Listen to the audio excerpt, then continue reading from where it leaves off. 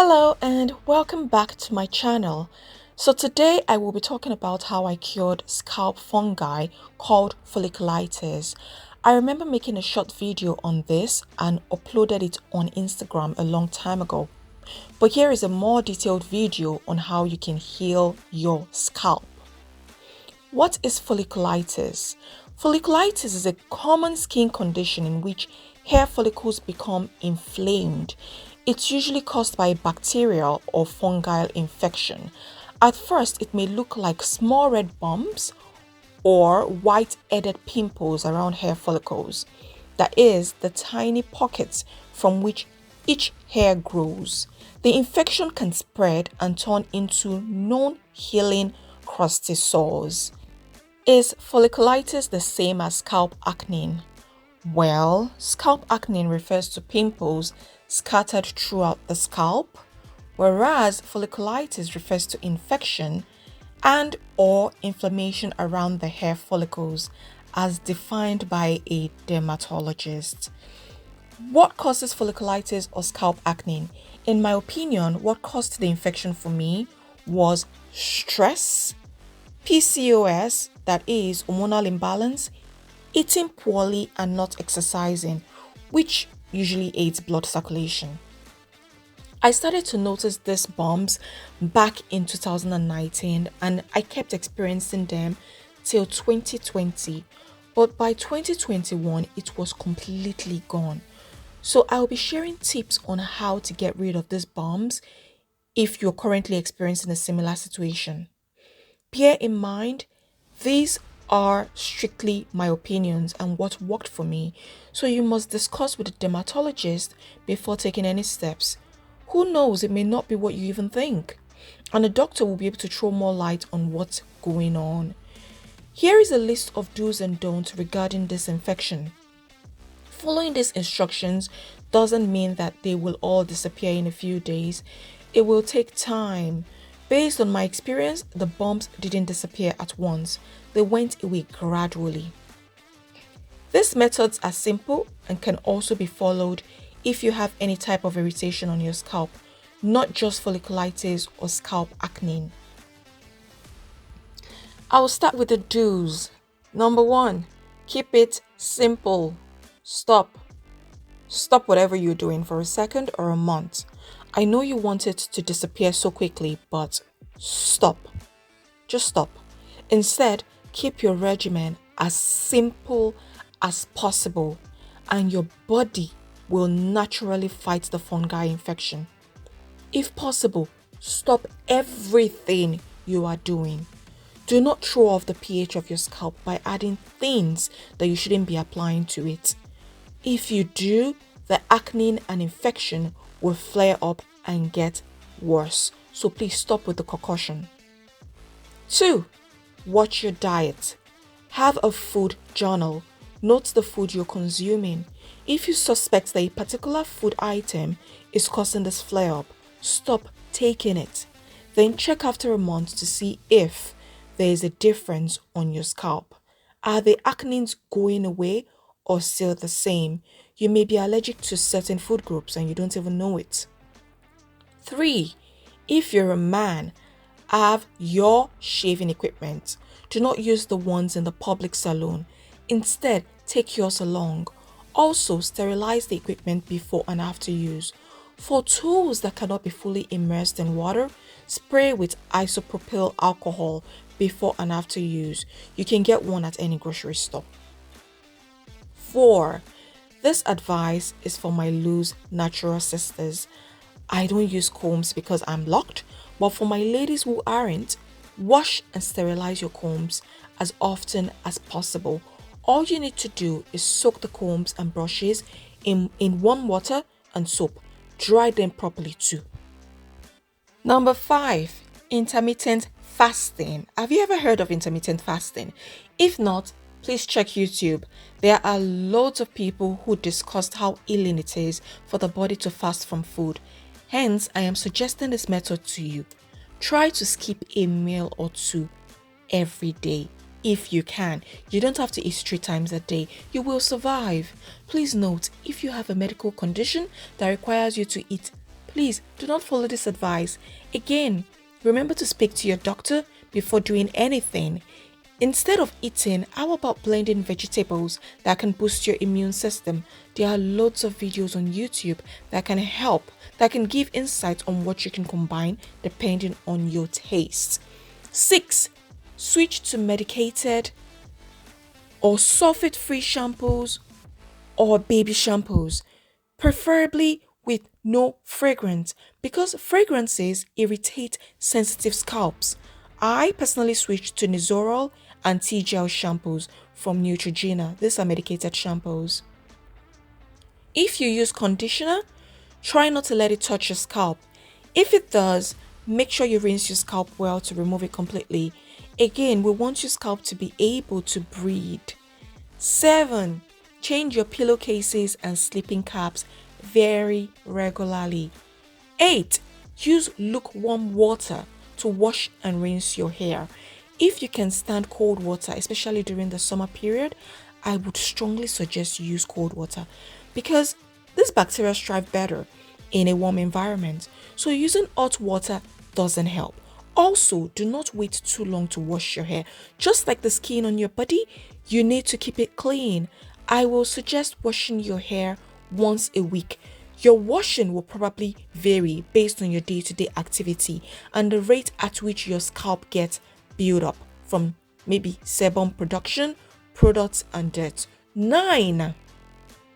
After washing and rinsing, take 1 to 2 tablespoons of apple cider vinegar.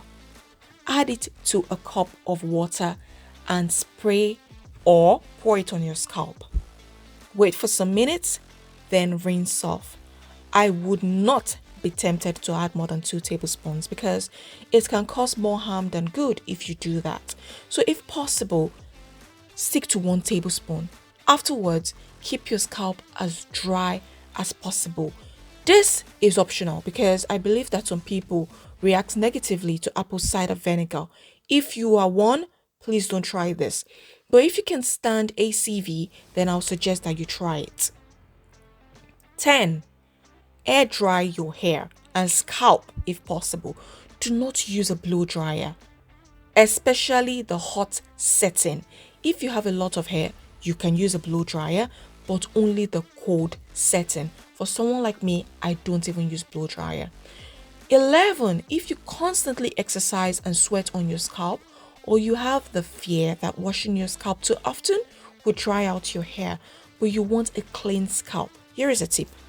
Take a ball of cotton wool, especially the ones designed for faces.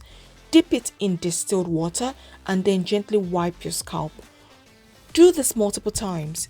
If you exercise, you can do the same. 12. Start taking supplements and food that would boost your immune system. Anything that has healing properties is very beneficial. You can take multivitamins, probiotics, vitamin C, vitamin D3, omega-3 oil, and so on. It just depends on what you're lacking. I made a detailed video on supplements that you can take. I will leave the link in the description box below. This majorly would be beneficial for ladies that are experiencing hormonal imbalance, but the first few supplements that I mentioned in that video can also be used by men, okay? So I will just leave the link in the description box below in case you're interested, okay? Because it's not just for immune system, it also balances your hormones, and this supplement can also aid to prevent hair loss and promote hair growth. 13. Drink lots of water. Do I need to say more? Drink up. Do not wait till you're thirsty. When you wake up first thing in the morning, take 2 cups of warm water. I strongly believe that if you boost your immune system, your body will naturally fight the fungal infection. However, if you must apply something on your scalp, probably because it is itchy or you just feel the need to do so, then create a portion yourself according to your needs, not someone else's. The portion that you can recognize every single ingredient. To help with the itchiness or to fasten the healing process, you can create an oil mixture that fights fungal infection and itchiness. I will suggest 3 oils. You can add and remove depending on your scalp's needs. I particularly picked these oils because of their benefits. 1. Tea tree essential oil. The anti-inflammatory properties of tea tree oil makes it useful in relieving the discomfort of itchy skin. It soothes the skin and can also help heal infections that cause itchy skin. The effect of tea tree oil helps to soothe and relieve painful and irritated skin. It may also help to reduce redness and swelling. The antibacterial properties of tea tree oil makes it an effective wound healer. 2. Peppermint essential oil is also an anti-inflammatory and antimicrobial oil. It helps with dryness and itching. Folliculitis sometimes leads to baldness, but peppermint oil helps to cure hair loss. It improves blood flow to hair follicles, thereby increasing circulation, which in turn can improve hair growth. 3. Olive oil. Olive oil is a carrier oil. We need this oil because you don't want to apply essential oil directly to your scalp. You need to dilute it, hence the need for olive oil. Aside from that, olive oil has several benefits. It reduces DHT production, which is one of the biggest reasons for hair loss. It improves blood circulation and nourishes hair follicles. It helps to seal in moisture. It is rich in antioxidants and helps to prevent hair damage. Please note, oil makes works best when you wash your scalp often. Also, you don't want to cause a build-up and clogging of your scalp again, do you? So remember, we need that scalp to breathe. Okay? How to use these oils or how to combine them. Assuming that you're working with a 100 milliliter bottle, take about 20 to 30 drops of peppermint oil and 20 to 30 drops of tea tree oil. Fill up the bottle with your carrier oil, which is in this case olive oil. Remember to do a patch test just in case you have allergies or experience a negative reaction. If you feel it's too strong for you, just add only 10 drops each. This oil mixture can be used every day as long as you wash your hair often, or you can just use them 1 hour before you wash your hair. So you just leave them on your scalp for a while and then wash your hair afterwards. Do massage gently in case you're massaging the oil into your scalp. Okay, massage gently. Let's move on to don'ts. 1. Never be tempted to bust it. At the time I had this infection, I remember being advised by a lovely lady, a lovely certified hairdresser. She meant well, but that was a piece of bad advice. Anyway, that was the last day I ever visited a salon. 2. No matter how itchy it gets, do not scratch it. The infection will spread faster if you do. 3. Stop taking dairy products and anything that contains milk for some time. Cheese, pizza, ice cream, and so on. Huh? What did she just say? Yes, please stop for a while. You need to start reading ingredients before buying any food item. You don't know what you're reacting to, but it is worth stopping the consumption of some food for a period of time till you figure out what could be causing the flare-up. Number 4, stop stressing. I know this is easier said than done. Try to meditate and take deep breaths. This might not help, but you must know that everyone is facing one challenge or the other, maybe even worse than yours. So get a good night's sleep for at least 7 to 8 hours in a day. Seriously, relax. Stop stressing. This is easier said than done, but if you don't stop stressing, folliculitis would be the least of your worries. 5. Cut out sugar. Reduce your intake of sugar. Stop buying processed meals. Only eat whole food. Cook your food. Remember, I mentioned that you should own a food journal to note everything that is going into your mouth.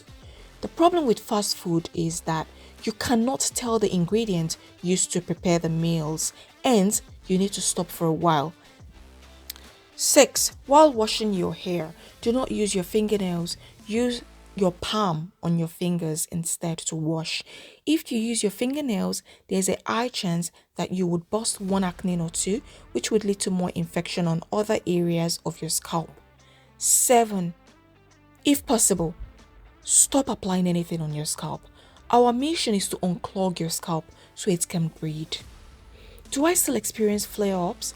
Yes, I do, especially when I indulge in processed foods and sweet snacks or I stress myself too much. But once I start eating clean again and stop stressing, they disappear. If you have any questions for me regarding this, please comment down below and I will reply to your question. Please do not forget to like and subscribe. You can also follow me on Instagram at Tinuola. Thank you for watching. Bye guys.